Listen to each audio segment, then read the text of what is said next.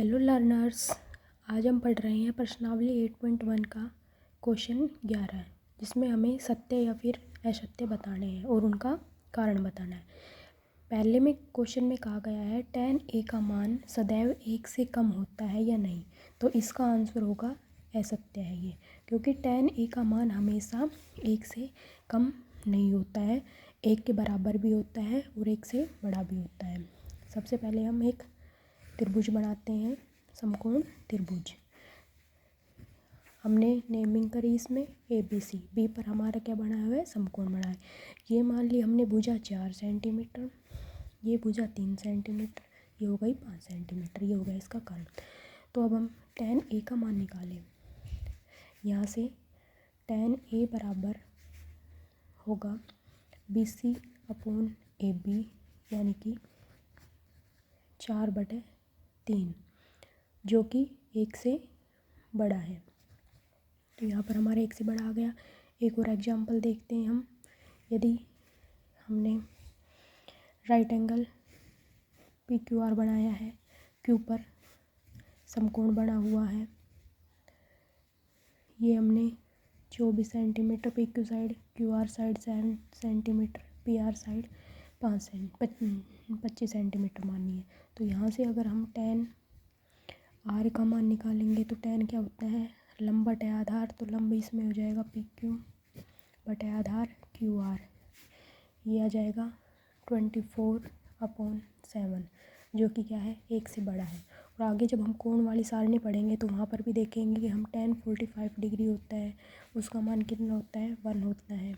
इसके अलावा tan 60 degree होता है, उसका मान होता है √3, और √3 का मान होता है 1.732। तो इससे हम कह सकते हैं कि जो tan A का है उसका मान सदैव 1 से कम नहीं होता, 1 से बड़ा भी होता है, 1 से बराबर भी होता है। तो ये बात हमारी कैसी हो गई, ये असत्य हो गई। ठीक है। दूसरा क्वेश्चन में कहा गया है कोण A के किसी मान के लिए सै के बराबर 12/5 होगा। इसमें क्या कहा गया है कि सै के है, उसका मान दिया गया हमें 12/5। अब हम जानते हैं सै के किसके बराबर होता है, सै के होता है कर्ण बटे आधार। अब हम देखेंगे भाई कर्ण और आधार में से हमेशा क्या बड़ा होना चाहिए, कर्ण बड़ा होना चाहिए। तो कर्ण 12 बड़ा है, आधार 5 है। तो अगर हम पाइथागोरस थ्योरम लगाएं तो लंब निकल जाएगा हमारा, तो इससे सै के का मान 12/5 हो सकता है। तो ये सत्य बात है, क्योंकि इसमें कर्ण बढ़ा दिया गया है। अगर कर्ण का मान आधार से छोटा होता है तो ये सत्य नहीं होता, क्योंकि एक समकोण त्रिभुज में कर्ण ही सबसे बड़ी साइड होती है। तो ये बात कोण A के किसी मान के लिए सै के बराबर 12/5, तो ये सत्य हो गया। तीसरा क्वेश्चन में कहा गया है कोस A को कोण A के कोसेकेंट के लिए एक संक्षिप्त रूप है। तो कोसेकेंट A के का संक्षिप्त रूप ये बोल रहा है भाई हमारे कोसेकेंट A, कोसेकेंट A का संक्षिप्त रूप तो क्या होता है, कोसेक A होता है। और कोस किसका संक्षिप्त रूप होता है, ये होता है कोसाइन A का, कोसाइन A का संक्षिप्त रूप होता है कोस A। तो ये क्या हो गया हमारा, असत्य। चौथा क्वेश्चन में कहा गया है कि कोट और A का गुणनफल होता है। तो ये बात भी हमारी कैसी हो गई, असत्य हो गई, क्योंकि हम कोट A इनको हम अलग अलग नहीं कर सकते। अगर हम कोट A गुणा A नहीं लिख सकते, इसमें कोट A इसका कोई भी अर्थ नहीं होता है।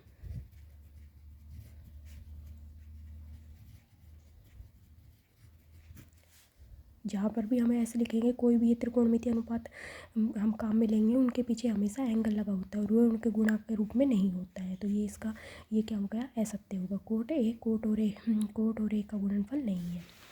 इसके बाद क्वेश्चन 5 में कहा है किसी भी कोण थीटा के लिए साइन थीटा बराबर 4/3। तो यहाँ पर हमें दिया गया है साइन थीटा बराबर 4/3। हम जानते हैं साइन थीटा किसके बराबर होता है, लंब बटे कर्ण। अब हम अगर यहाँ से देखें तो हमारा लंब तो आ रहा है 4, कर्ण आ रहा है 3, जबकि हम जानते हैं कि भाई अगर एक कोई समकोण त्रिभुज होता है उसमें कर्ण क्या होता है, कर्ण सबसे बड़ा होता है। लेकिन इसमें तो कर्ण लंब के कंपेयर में छोटा दिया गया है, लंब हमारा 4 है, कर्ण 3 है। तो ये साइन थीटा का मान 4/3 नहीं हो सकता है। तो ये क्या हो गया, असत्य। Thank you.